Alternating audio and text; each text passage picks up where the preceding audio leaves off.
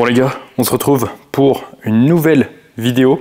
Cette fois-ci, comme tu peux le voir, j'ai la grosse caméra. J'ai réussi à lui mettre mon micro dessus. Donc normalement, tu m'entends bien. Je prends pas du coup la caméra habituelle. Pourquoi? Parce que du coup, on a pas mal de tournage aujourd'hui. Et gros Rémi qui est là-haut, je sais pas si tu le verras, tourne 2 épisodes du Stepcast avec des invités.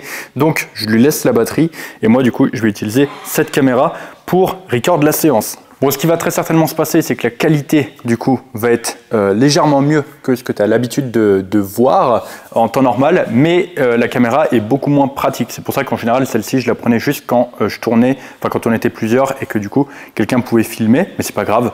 Et aujourd'hui, très important, on se retrouve pour la deuxième séance pec-épaule. J'ai dû te montrer du coup la première jusqu'ici, sachant que j'ai changé de cycle depuis 2 semaines et demie, quelque chose comme ça. J'ai tourné avec 2 vidéos parce que je t'avais déjà annoncé il y a quelques temps que en fait, ça avait pris beaucoup de retard dans la publication des vidéos et il y avait à peu près 6 semaines de décalage. Et en fait, ce qui s'est passé, c'est que au moment où j'ai tourné cette vidéo, je pensais que j'avais encore que quelques vidéos à sortir, sauf qu'au final, tu vois, on est 2 semaines plus tard. Donc, je t'ai déjà dit que moi, ce que je voulais, c'était tout simplement que, en gros, il y ait maximum 1 semaine de délai. Comme ça, ne serait-ce que pour les échanges, ne serait-ce que pour voir ma progression, tu la vois un peu plus en temps réel. Donc, c'est un peu mieux. Donc c'est pour ça que j'ai rien tourné. Et également la deuxième raison pour laquelle j'ai rien tourné, c'est que la dernière séance que tu as vue, que j'ai faite, non du coup l'avant-dernière séance que tu as vue, donc ma première séance pec-épaule, j'ai mis énormément de temps avant d'en récupérer. Il m'a fallu 8 à 9 jours pour pleinement récupérer. Autant dire qu'elle m'a complètement déglingué. Donc forcément il y a eu quelques petites adaptations, mais ça du coup tu le sauras quand on en reparlera. Quoi qu'il en soit, on se retrouve pour ma deuxième séance pec-épaule. Je m'échauffe et on se retrouve juste après. Bon, j'ai changé de tenue de combat comme tu peux le voir parce que ça caille un peu. Je suis en train de m'échauffer du coup sur le premier exercice qui est une variante de celui que je faisais avant. Donc si tu as suivi lors de mon précédent cycle, donc je faisais des élévations Y debout en superset avec des élévations latérales avec les bras qui passent derrière le corps. Donc le principe, c'était du coup d'enchaîner un mouvement en position raccourcie et un mouvement en position étirée, ce qui permet du coup de travailler l'épaule dans son amplitude complète et ça du coup sur un laps de temps très court. Donc c'est un drop set mécanique qui est particulièrement intéressant. Là ce que j'ai fait, c'est que j'ai gardé ce drop set mécanique, mais j'ai changé du coup des paramètres. C'est-à-dire que mes élévations Y, maintenant, je les fais en étant couché au sol, ce qui m'apporte un peu plus de stabilité. Et par contre, mes élévations latérales avec les bras qui vont derrière le buste, elles n'ont pas changé. Alors là, je sais ce que tu vas me dire. Tu vas me dire, mais Denis, pourquoi si du coup, ça t'apporte plus de stabilité, pourquoi tu l'as pas fait avant? En fait, il faut bien comprendre que en musculation, il n'y a pas de mouvement qui soit supérieur en tout point à d'autres. C'est-à-dire que chaque mouvement va apporter son lot d'avantages et d'inconvénients. Tu prends par exemple les élévations Y que je faisais avant, je les faisais debout, donc certes j'avais moins de stabilité, mais par contre je pouvais aller chercher beaucoup plus d'amplitude sur la fin du mouvement. Et ça en faisait un avantage. Inconvénient du coup, la stabilité qui n'était pas présente. Là maintenant, je suis sur une autre variante d'élévation Y, cette fois-ci au sol, où je n'ai plus de problème de stabilité. Par contre, le sol me limite dans mon amplitude. Tu vois ce que je veux dire? Donc cette fois-ci, avantage stabilité, inconvénient, petite perte d'amplitude. Et il n'y a aucun mouvement qui existe en musculation où tu pourras avoir le beurre, l'argent du beurre, le cul de la crémière et le cul de toutes les crémières de France par rapport à un autre. Et ça, c'est quelque chose qu'on retrouve aussi sur les mouvements pour les cuisses, dans ma salle, j'ai un hack squat, j'ai un pendulum et j'ai une Smith machine, tu vois, sur lequel je peux faire des patterns de squat. Et il n'y a pas si longtemps d'ailleurs, j'ai fait du coup du squat à la Smith pour tester le mouvement. Et il y a un mec qui m'a dit, mais mec, t'as un hack squat, t'as un pendulum squat, pourquoi tu te fais chier à faire du squat à la Smith? Et en soi, je peux comprendre je peux comprendre cette question. Mais il faut bien comprendre que le hack squat, par exemple, eh bien, avec les réglages que j'ai à disposition, je ne peux pas avoir autant de flexion de genoux que je peux avoir sur le squat à la Smith. Et de la même façon, le pendulum, eh bien, mais en fait, il faudrait que ma plateforme soit plus grande pour que je puisse mettre mes pieds plus bas pour avoir autant de flexion de genoux que j'ai sur le squat à la Smith. Donc encore une fois, oui, je perds en stabilité avec le squat à la Smith, mais par contre, je gagne en flexion de genoux, tu vois. Et au final, quel mouvement est supérieur à un autre ? Bah, ça dépend de ce que tu recherches au final. Donc c'est ça qu'il faut bien comprendre en muscu, c'est que aucun mouvement n'est fondamentalement supérieur à d'autres, et c'est pour ça d'ailleurs qu'on alterne les mouvements, c'est pour ça que c'est intéressant aussi de s'entraîner en cycle, etc. Parce qu'en fait ça permet de travailler, de varier différemment dans toutes les amplitudes, et en variant les avantages et les inconvénients de chaque mouvement. Maintenant j'ai pris beaucoup trop de temps pour expliquer ça, et je suis déjà en retard dans ma séance. Oh, yes!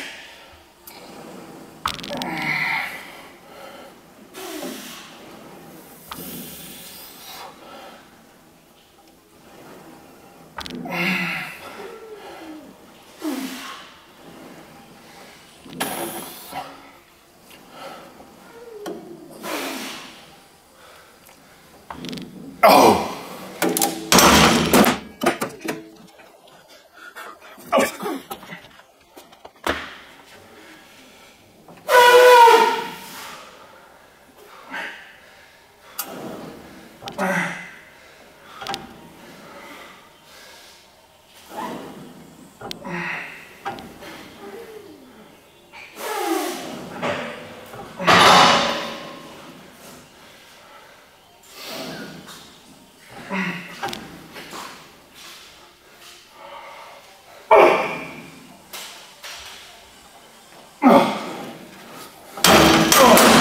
Bah, c'était sacrément lourd, ça m'a bien surpris. La première du drop set mécanique en position étirée, oh, elle m'a déglingué. Encore une fois, c'est les débuts de cycle, donc c'est toujours la recherche de repères. Surtout que, comme je t'ai dit, j'ai mis énormément de temps à récupérer de la dernière séance que j'avais faite. Donc j'ai fait au final beaucoup moins de séances que ce que j'aurais dû faire. Donc c'est la deuxième fois que je fais cette séance. Donc j'ai pris mes repères sur la première, mais j'ai pas encore totalement trouvé, je pense, correctement mes repères. Je sais pas si tu as vu, je cale mes pieds aussi là-dedans. Comme ça, je suis bien, je suis stable. Et également, j'ai mes repères pour être sûr d'être toujours au même endroit sur chacune de mes séries. Bon, je vais prendre un peu de repos et on se retrouve pour la série suivante. Ah, ok.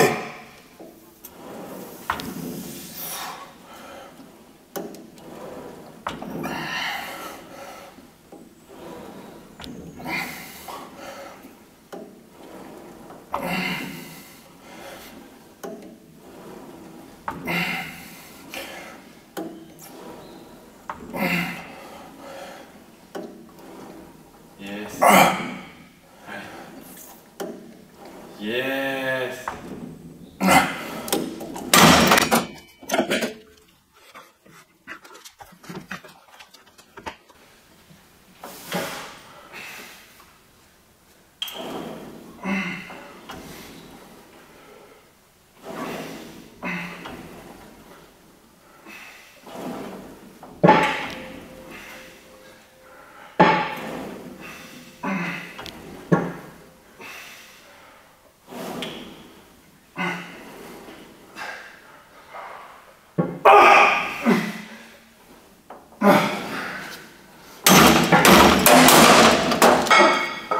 Okay.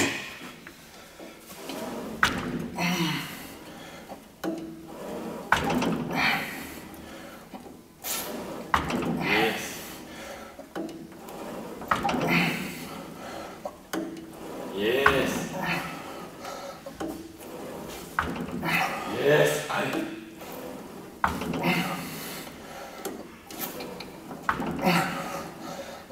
Yes, allez. Yes.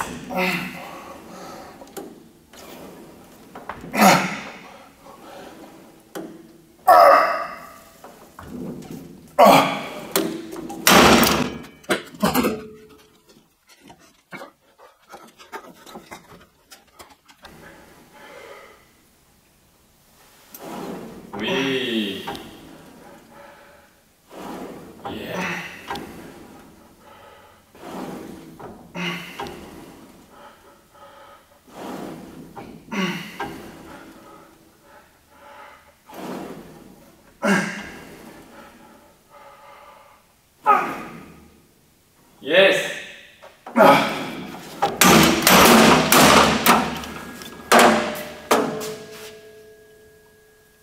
Ah, il fait mal, bien. Ah ouais, il me détruit. Salope de Brigitte. Bon, j'ai pas trop parlé parce que du coup, j'en ai profité pendant mes temps de repos pour aller setup le prochain exo. Là, il me reste un set. Je suis toujours en 4 séries du coup sur ce mouvement. Celui-ci me pose pas trop de problèmes de récupération. Cette séance du coup est moins traumatisante que l'autre. C'est vraiment l'autre qui m'a déglingué la dernière fois d'un point de vue de la récupération.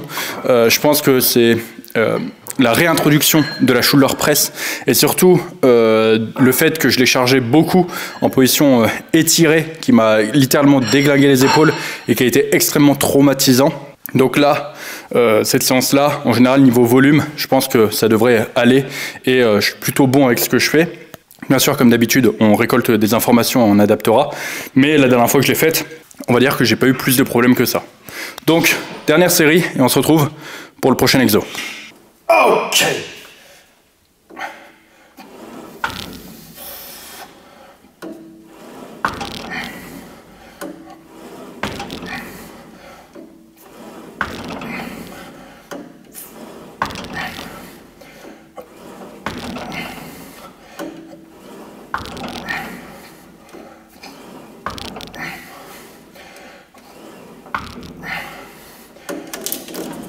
Yeah.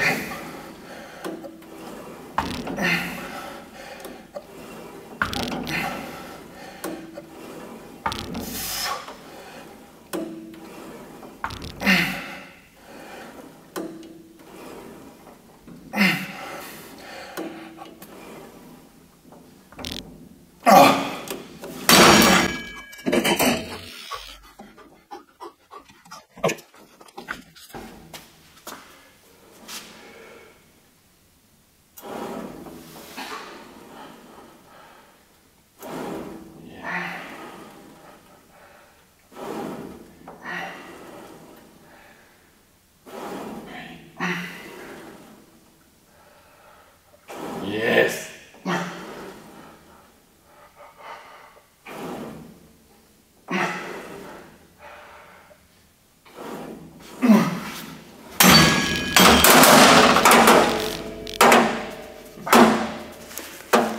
J'ai un trou dans ma chaussette.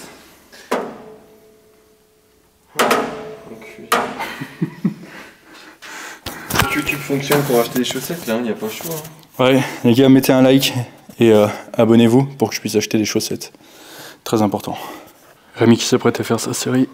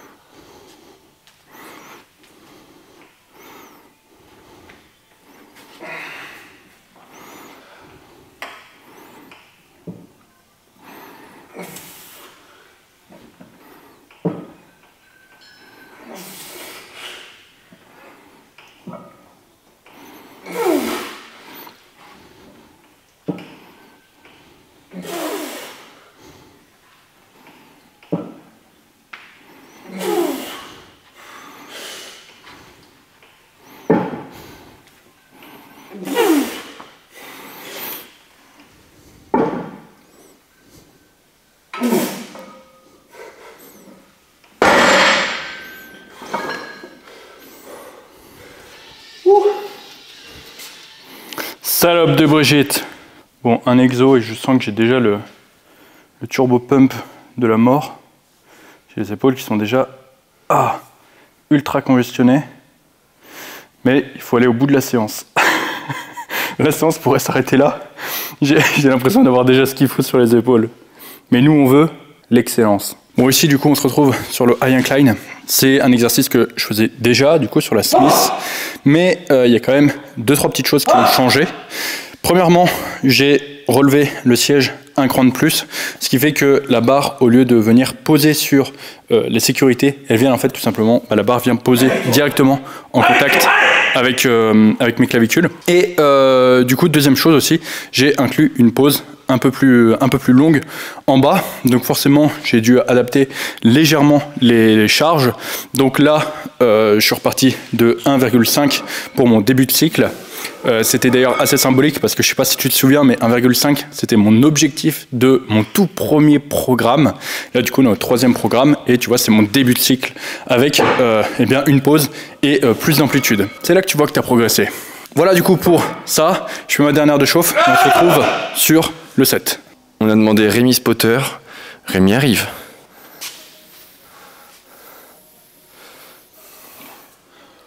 Ok. Allez mon doudou. Ok. Allez. Yeah. Allez, 1. 2.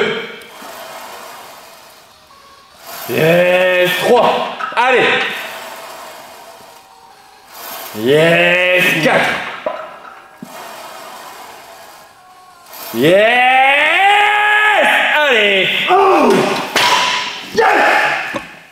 Elle a un tout petit peu ralenti, mais c'était de toute beauté. Bon, maintenant je te vole tes 10 kilos. Oh, salope de Brigitte. Tu vois, quand tu regardes l'avant-dernière, tu te dis, il en restait, mais quand je fais la dernière, tu te dis, il n'y en avait pas une de plus. C'est vrai qu'elle est très... Il faut savoir, en fait, sur tes mouvements, où arrive le maximum de la tension, où sont les points durs. Et en fait, c'est ça, surtout aussi, qui te permet d'évaluer ta proximité de l'échec. C'est pour ça que, oui, quelqu'un qui sait analyser les vidéos des personnes qui sont proches de l'échec se base sur la vitesse de l'excentrique des dernières répétitions, mais il se base aussi sur la vitesse de l'excentrique sur les répétitions par rapport à la courbe de résistance du mouvement. C'est sûr que si le début du mouvement est plus facile que la fin, en bas du mouvement, elle va tendance à être plus rapide que sur la fin. Tu vois, il y a des paramètres comme ça, et là, tu vois, le point dur, il est vers le milieu du mouvement, et c'est là où, si tu regardes, ça a tendance en fait à ralentir, et après, ça raccélère. Et c'est cet endroit-là qui est très important. Et du coup, les personnes qui parfois pensent savoir estimer la proximité de l'échec, en fait ne savent pas parce qu'en fait elles n'ont pas tous les paramètres. Ok. Allez mon doudou.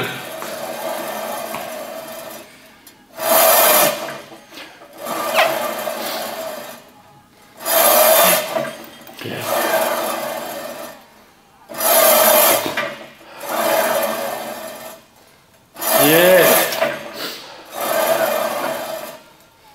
Yes.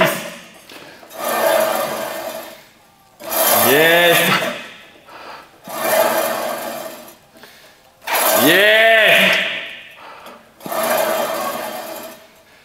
Yeah. Oh. 9, 8, 9, 8, 10, 11, 2, 24, 4, 72, moins 1. j'ai une petite bite. T'es sûr qu'elle n'a pas fenêtre pour le voir? J'en ai compté 8. Ok.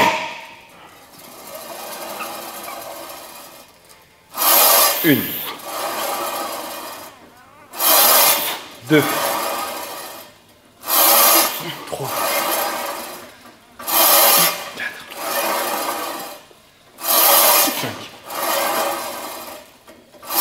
6. Allez. 7.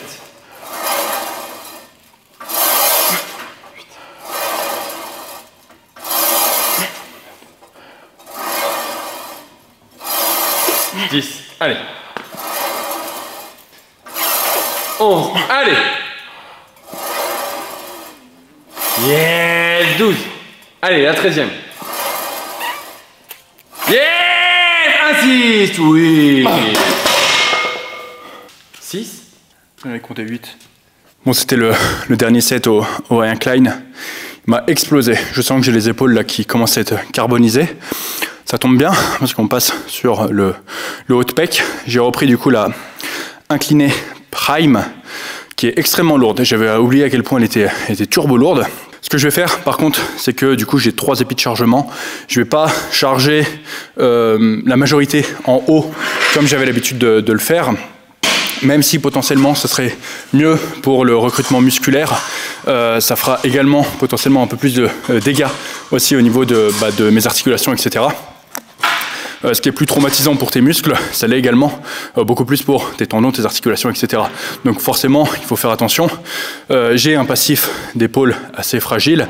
Ce que je veux faire, c'est tout simplement pouvoir faire ce cycle d'entraînement le plus longtemps possible, parce que aussi longtemps que je pourrai garder le focus sur les épaules, ce qui se passera, c'est que mes épaules profiteront beaucoup plus. Là, le but, ça va être tout simplement de charger, je pense, en priorité l'épi du milieu. Forcément, je pense que je vais varier en mettant un peu en haut, mais je ne ferai jamais, on va dire, ma première série avec le maximum de la tension en haut du mouvement, à moins d'être complètement allumé, mais c'est pas mon cas. Voilà, du coup, pour ça, je vais me reposer un peu parce que là, je sens que j'en ai besoin, et ensuite, on se retrouve sur la première série, sur le high incline, sur le incliné prime. Tu vois, je commence à être flingué là.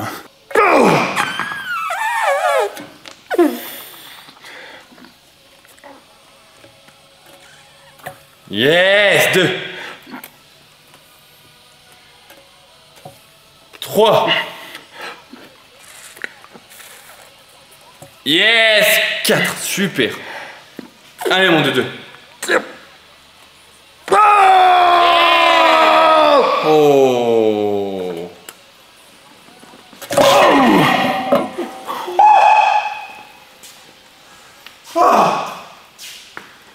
Par contre, chacun sa merde. Ah bah ça filmait pas. Ah bah je le refais. Salope de Brigitte.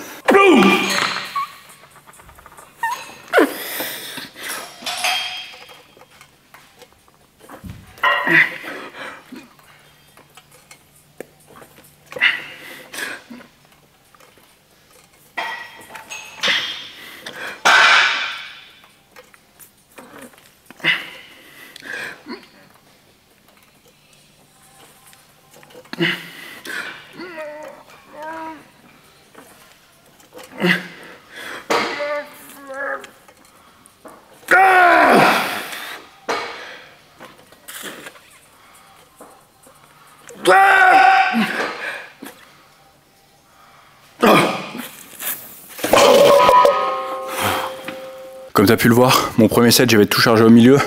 Là, du coup, j'en ai mis un peu plus en haut pour ma deuxième série. Progressivement, il y en a de plus en plus qui va arriver en haut, jusqu'à, je pense, faire une dernière série en série longue avec, du coup, le maximum de la tension en début de mouvement. Comme ça, ça me permet d'avoir quand même une série avec un overload vraiment en position étirée. Et par contre, c'est pas ma première série, donc c'est pas la plus lourde, donc c'est pas la plus traumatisante. Donc c'est également ça, un des avantages des machines où tu peux varier la courbe de résistance, c'est que tu peux ajuster et ça au fur et à mesure de tes séries. Oh. Bon là, c'est très bien passé. Par contre, il me faut beaucoup de concentration.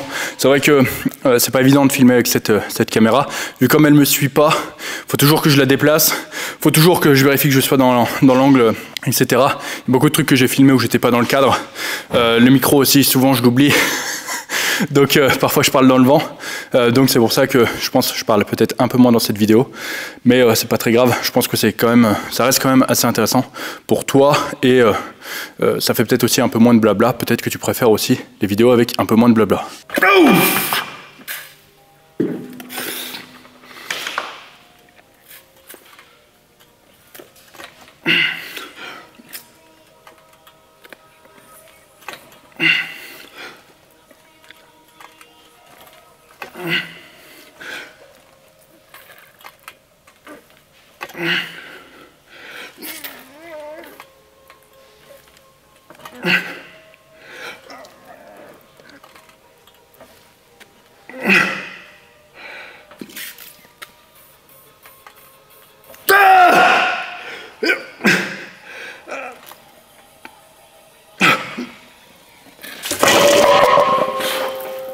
Bon, en vrai, il y avait plusieurs petites choses assez intéressantes ici. Déjà, je sais pas si tu as vu, mais sur ce set, j'ai fait 8 reps. Et tout à l'heure, j'avais fait 9 reps avec une de réserve, je pense. Et là, j'ai fait 8 avec pas de réserve. Encore une fois, si tu es capable de faire 2 fois de suite le même set, avec la même standardisation, le même nombre de répétitions et le même poids, c'est que tu n'as pas assez forcé sur le premier. Ça, c'est une vérité absolue. Maintenant, je voulais attirer sur ton attention sur le fait que là, du coup, j'utilise la prise pronation et plus la prise neutre. Pourquoi? Parce que du coup, la prise neutre était bien, mais je sais pas si tu peux voir, elle est très, en fait, elle est inclinée vers le bas. Et du coup, quand tu vas chercher beaucoup d'étirements avec, bah, c'est ça qui peut être au final assez traumatisant pour les épaules. Là, avec la prise pronation et les fat grip, en fait, j'ai pas ça, la poignée reste toujours droite. Et du coup, c'est beaucoup moins traumatisant pour les articulations. Et au final, j'arrive à placer mes coudes correctement grâce au fat grip. Donc, beaucoup m'ont fait remarquer, oui, mais Denis, tu recommandes la prise neutre? Oui, la prise neutre est, on va dire, supérieure à la prise pronation dans genre 90% des cas, mais il y a quand même des cas où tu vois la prise pronation peut être plus intéressante que la prise neutre. Donc voilà, il ne faut pas non plus cracher toujours sur la pronation, elle peut être aussi intéressante. Deuxième chose, du coup par rapport à ça, je mets du coup ma main en pronation. Et avant je la mettais du coup en bas, sur le bas de la poignée. Et tu peux regarder mes poids et tu peux te dire, mais putain Denis, t'es beaucoup moins fort qu'avant ici, ce qui est vrai. Mais est-ce que je suis réellement moins fort? Est-ce que être moins fort veut juste dire mettre moins de poids sur la machine? Pas forcément. Parce qu'en fait, ce qu'il faut bien comprendre, c'est que l'endroit où tu vas forcer, la position de la charge et le point de pivot de ta machine, c'est ça qui va être le plus important. Et au final, je sais pas si tu vois, mais avant je prenais là, et maintenant je prends ici. Donc en fait, j'ai un bras de levier qui est complètement différent. J'ai à peu près 15 cm d'écart. Et en fait, en fonction de la distance que tu vas avoir par rapport au poids, eh ben en fait, ça va être beaucoup plus facile. Tu vois, si les poignets venaient jusqu'ici, en fait, on serait incroyablement fort sur cette machine parce que les poids sont situés bien avant l'endroit où tu pousses. Et à l'inverse, tu vois, si par exemple on poussait ici, mais que les poids étaient là, eh bien la machine serait bien plus dure. C'est pour ça d'ailleurs que eh bien, le chest supported row Arsenal en haut est vachement dur. C'est pour ça que le pendulum Arsenal est vachement dur. Parce qu'en fait les poids sont situés après l'endroit où tu pousses ou où tu tires. Et du coup en fait, est-ce que je suis plus faible? Bah, pas forcément. Parce que certes, je mets moins de poids, mais en fait, vu comme eh bien, je pousse pas au même endroit et que c'est beaucoup plus dur là où je pousse, eh bien, encore une fois, c'est pas comparable. Donc, c'est pareil quand, par exemple, tu fais un mouvement et que tu reviens dessus et que tu changes certains paramètres, bah, en fait, sois sûr que ton exercice est toujours comparable. Il y a beaucoup de personnes qui vont dire « Oh ouais, en fait, j'ai régressé, je suis beaucoup plus faible, etc. » Non, mec, c'est juste que tu fais plus l'exo de la même façon. Et que par exemple, bah, comme ici, ton bras de levier a augmenté, ce qui fait que, bah, en gros, tu es plus faible. Donc voilà, c'était la petite parenthèse. Maintenant, je fais mon dernier set et on se retrouve pour le dernier mouvement.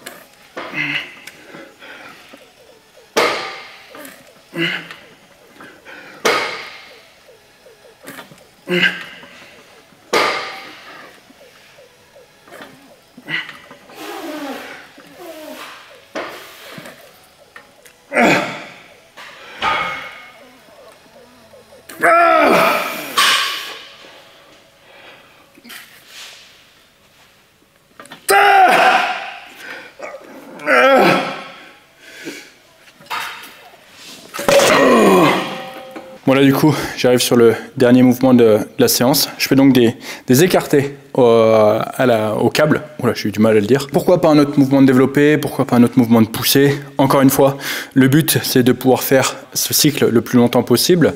Ça aurait pu très bien être un mouvement genre la chest press convergente, etc. Mais honnêtement, je pense que mes articulations n'auraient peut-être pas suivi. Là, avec un mouvement d'écarté, bah, déjà, ça me permet de mettre quand même un peu moins de tension sur mes épaules. La charge est moins lourde. Je vais travailler avec une fourchette de répétition un peu plus importante. Donc, sur le long terme, eh bien, ça se traduira par le fait que bah, je vais pouvoir durer plus longtemps. Et ça, c'est assez important. Encore une fois, c'est de la personnalisation. Tout le monde n'aura pas les mêmes besoins. Et c'est pour ça que c'est important de pouvoir personnaliser son programme. Mais voilà, ici. Moi, c'est ce qui me convient le mieux, tout simplement. Voilà pour ça, je vais faire mon premier set. Je pense que je vais te filmer les séries, on se retrouvera juste après pour le post-workout. Ok.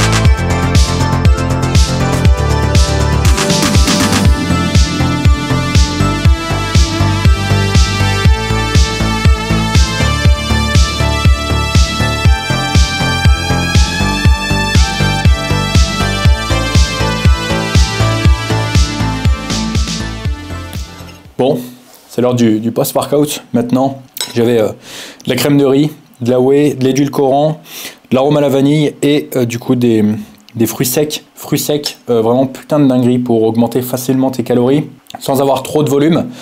C'est vraiment la révélation. Enfin, c'est la révélation. J'ai toujours fait ça lorsque j'étais en surplus calorique, mais là, j'avoue que j'en consomme particulièrement souvent, surtout depuis que j'ai le partenariat avec Coro qui me permet d'en profiter un peu plus, on va dire. Je suis du coup dans le bureau. Pourquoi? Parce que du coup, donc moi, je fais le tournage de cette vidéo. En même temps, du coup, il y a d'autres tournages qui sont en train de faire. Je t'en ai parlé en début de vidéo. Rémi, du coup, est en train de tourner un stepcast avec un invité. Et après ça, il y a encore un autre tournage. Et on verra, on tournera peut-être aussi un podcast du Zero RIR. Donc, autant dire que niveau création de contenu, ça dépote. Mais on n'oublie pas le post-workout, très important. On se retrouve du coup ici, pourquoi? Parce que tu sais, j'ai essayé de ritualiser un peu plus le fait de répondre aux questions en fin de vidéo. Et il y a une question qui est particulièrement intéressante qui m'a été posée. Alors, elle m'a été posée sur Instagram, parce que c'est ça aussi le problème, c'est que du coup, comme j'ai un décalage, malheureusement, pour le moment, je ne peux pas encore prendre les questions sur YouTube.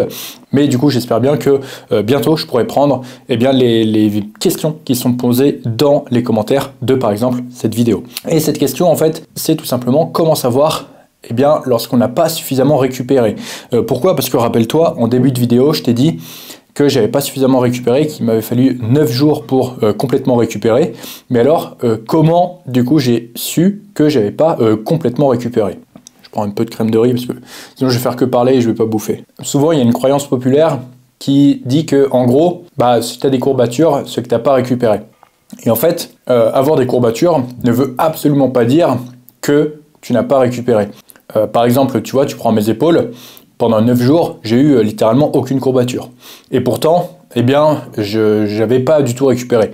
Tu prends par exemple mon dos, la séance que j'ai faite avec Margot, j'ai des courbatures énormes. Lorsque je me suis rentraîné sur le dos avant-hier, j'avais encore du coup les courbatures et pourtant, j'avais complètement récupéré. Donc il faut faire attention entre, encore une fois, sensation et véritable manque de récupération. Et en fait, j'ai envie de dire, tu ne peux pas savoir ce que ça fait de ne pas suffisamment récupérer jusqu'au jour où ça t'arrive. Et j'ai également envie de rajouter que peu de personnes en feront l'expérience. Pourquoi? Parce qu'en fait, peu de personnes s'entraînent suffisamment dur pour pouvoir vivre ça. Tu vois, j'en parlais tout à l'heure dans la vidéo, mais en gros, il y a énormément de personnes qui sont capables de faire 2 fois de suite la même série. Je le redis, mais si tu es capable de faire 2 fois de suite exactement la même série, même nombre de reps, même standardisation et même tempo, mec, c'est juste que tu n'as pas suffisamment forcé sur la première. Et là où tu le vois bien, que les gens s'entraînent pas assez dur, bien souvent c'est sur les mouvements en unilatéral. C'est exactement le même principe. Si tu es capable d'enchaîner tes deux côtés sans prendre de temps de repos, et que tu fais en plus de ça autant de répétitions sur le deuxième côté, bah mec, c'est que tu n'as clairement pas forcé du tout sur le premier, mais également sur le deuxième. C'est ça surtout que ça veut dire. Donc, pose-toi les bonnes questions. Est-ce que tu t'entraînes suffisamment dur? Est-ce que du coup, tu es capable de faire exactement la même série? Est-ce que tu es capable d'enchaîner tes mouvements en unilatéral? Et tu auras la réponse au fait que tu t'entraînes suffisamment dur. Mais, encore une fois, c'est là aussi où il faut bien remettre les choses dans son contexte. Tu ne peux pas demander à un débutant, même à un intermédiaire, de savoir pousser ces séries extrêmement loin. Et des pratiquants avancés, eh bien, il y en a très peu. La plupart des gens qui se considèrent comme avancés, en fait, ne le sont pas. C'est aussi simple que ça. Parce qu'en fait, s'entraîner dur, s'entraîner proche de l'échec, vraiment proche de l'échec musculaire, encore une fois, c'est pas parce que tu restes bloqué sous le développé couché, sous ta barre de développé couché, que tu étais à l'échec musculaire.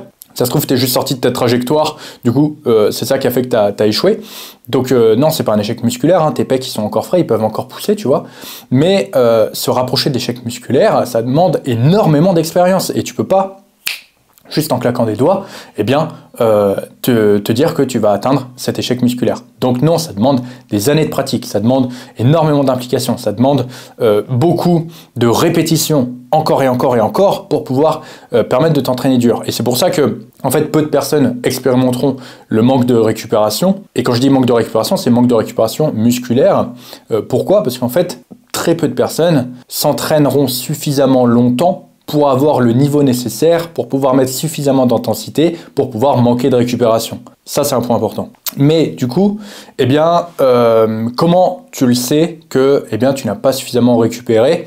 Pour te répondre, eh bien en fait c'est tout simplement que tu sens une fatigue extrême sur la zone et surtout tu sens que tu as beaucoup moins de force. Je vais prendre le cas de mes épaules, mais tu vois, eh bien déjà suite à la séance, j'avais énormément de mal à lever mes bras d'avant en arrière, sur les côtés, vers l'arrière ça allait mieux, mais vers l'avant et sur les côtés c'était vraiment extrêmement compliqué. Tenir mon téléphone, c'était dur, tu vois, même ça c'était compliqué. Et surtout, alors je l'ai pas fait le test parce que encore une fois je sais reconnaître les signaux, mais si je m'étais entraîné sans avoir suffisamment récupéré, donc si j'avais essayé de faire une séance en n'ayant pas suffisamment récupéré, qu'est-ce qui se serait passé? Eh bien j'aurais eu une grosse baisse de mes performances. Pourquoi? Parce que je n'aurais pas suffisamment récupéré. Donc effectivement, en fait, encore une fois, c'est très difficile parce que tant que tu ne l'as pas expérimenté, tu ne peux pas le savoir. Et encore une fois, c'est pas parce que tu as des courbatures que tu manques de récupération. Alors, tu peux effectivement avoir des courbatures et du coup avoir du mal à récupérer. Les deux peuvent se combiner, mais du coup, en général, la douleur des courbatures est beaucoup plus importante que du coup la douleur du manque de récupération. Mais encore une fois, quand tu manques de récupération sans avoir de courbatures, c'est là où tu te rends vraiment compte de ce que c'est que la sensation. Et c'est juste une sensation de faiblesse. Mais comme par exemple là c'était sur les épaules, mais si c'était sur les jambes, ça me l'a déjà fait sur les jambes. Après des grosses séances, ce qui se passe c'est que quand tu fais tes steps, faire ces steps c'est extrêmement compliqué. Ça demande beaucoup d'efforts et tu sens que tu marches moins vite. Donc tes 10K steps que tu fais, je sais pas, peut-être en 1h40, là tu vas mettre peut-être 2 heures pour les faire, mais tu vas pas forcément tout de suite t'en rendre compte. C'est juste quand tu vas rentrer chez toi, tu vas dire oh putain 2 heures. Quand tu vas monter les escaliers, tu vas sentir, et encore une fois, je te parle pas d'une douleur de courbature, je te parle de tout simplement le fait que ça va être dur, ça va te demander beaucoup plus d'efforts que d'habitude. Pourquoi? Parce que tu es plus faible que d'habitude, parce que tu n'as pas complètement récupéré. Tu vois, c'est tout ça qui fait que tu sens que tu n'as pas complètement récupéré et tu es dans un état où tu n'as pas complètement récupéré. Et en fait, ton muscle n'est pas capable de produire autant de force que d'habitude. Également, tu connectes beaucoup moins avec ton muscle. Et en fait, tu sens qu'il est flingué, tout simplement. En fait, c'est difficile de décrire une sensation que très peu de personnes vivront, en fait. Tu vois, quand c'est quelque chose que tu as déjà vécu, tu sais, je sais pas, genre les courbatures, je te parle des courbatures, je te parle de la douleur des courbatures, tu vas tout de suite pouvoir l'imaginer. Le manque de récupération, comme il y a peu de chances que ça t'est arrivé, tu vois, il y a quand même peu de chances que tu vois bien ce que je veux y dire, tu vois. Donc c'est ça aussi qui est un peu compliqué. D'un point de vue des données, il n'y a pas de données factuelles à t'expliquer. Oui, si tu t'entraînes, tu vas être plus faible. Ok. Oui, par exemple, si c'est au niveau des jambes, tu vas peut-être avoir indirectement une baisse de step, tu vois. Il va y avoir des facteurs comme ça. Donc, c'est un tout et c'est vrai que c'est difficile parce qu'il n'y a pas beaucoup de data pour traquer tout ça. C'est assez compliqué. Mais je pense que j'ai quand même fait une réponse, j'espère correcte. J'espère correct. J'espère qu'il pourra t'aider surtout. Et j'ai pas fini ma crème de riz. Donc je vais finir ma crème de riz tranquillement. Je vais te mettre les liens du programme Prime dans la description de la vidéo si toi aussi du coup tu vas atteindre ton meilleur physique, sachant que les prochains programmes Prime arrivent très bientôt parce qu'on va passer dans le cycle 3 et ça c'est particulièrement intéressant. Également si tu veux une consultation avec moi, je te mets les liens dans la description et moi je te dis à très bientôt dans une prochaine vidéo. Ciao!